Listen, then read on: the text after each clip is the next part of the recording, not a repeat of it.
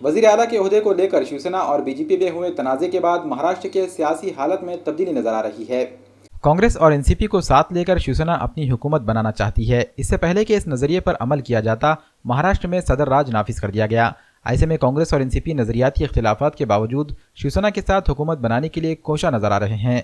कांग्रेस और एनसीपी के इस इक़दाम को एमआईएम के रियासती सदर व रुकने पार्लियामेंट इम्तियाज़ जलील ने सख्त तनकीद का निशाना बनाया। इन्होंने कहा कि कांग्रेस और एनसीपी एमआईएम को अब तक बीजेपी की बी टीम करार देती थी, लेकिन अब कांग्रेस और एनसीपी ने अपना मुखौटा उतार कर जाहिर कर दिया है कि बीजेपी की बी टीम वो खुद हैं। नांदेड़ में मीडिया नुमाइंदों से बात करते हुए इम्तियाज़ जलील ने महाराष्ट्र की मौजूदा सियासी सूरत हाल पर शदीद तशवीश जाहिर की और मफाद परस्ती के लिए अपने नजरियात से समझौता करने वाली कांग्रेस और एनसीपी पर खुलकर तनकीद की।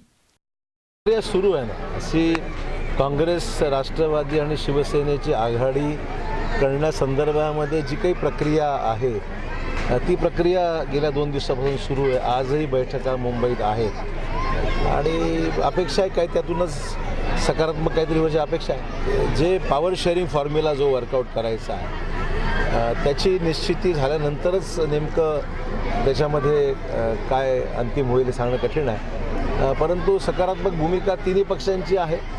कशा पद्धतीने जागेचं वाटप होईल, मंत्रिमंडळ आहे, बाकीच्याही जागा आहेत, ही सगळी जी प्रक्रिया आहे याला थोडा कालावधी लागतो। त्या पद्धतीने लवकरात लवकर व्हावं आणि काँग्रेसच्या श्रेष्ठींचं त्याला संमती मिळावी ही त्याची प्रक्रिया है। बड़ा अफसोस की बात है कि जो सिचुएशन यहाँ पर तैयार हुआ है, लेकिन इस पूरे प्रक्रिया के अंदर एक बात हमको समझ में आई, जो हमारे बैरिस्टर असदुद्दीन अवैसी साहब कहते हैं कि क्या कांग्रेस, क्या राष्ट्रवादी, क्या सेना, क्या भाजपा, इनके रंग साफ अब नज़र आ रहे हैं। ये हमारे ऊपर इल्ज़ाम लगाते थे कि ये हम बी टीम है, अब ये किसकी ए टीम है करके ये साफ़ तरीके से अब सामने आ गया है मामला। तो हमारे ऊपर ये जो उंगलियां उठाई जाती थी, अब उनको यही जवाब देना पड़ेगा। हमारे ऊपर तो ये आरोप लगाते थे कि एक आमदार को हमने चुराए, तो पूरी सरकार बनाने के पीछे लगे हुए थे।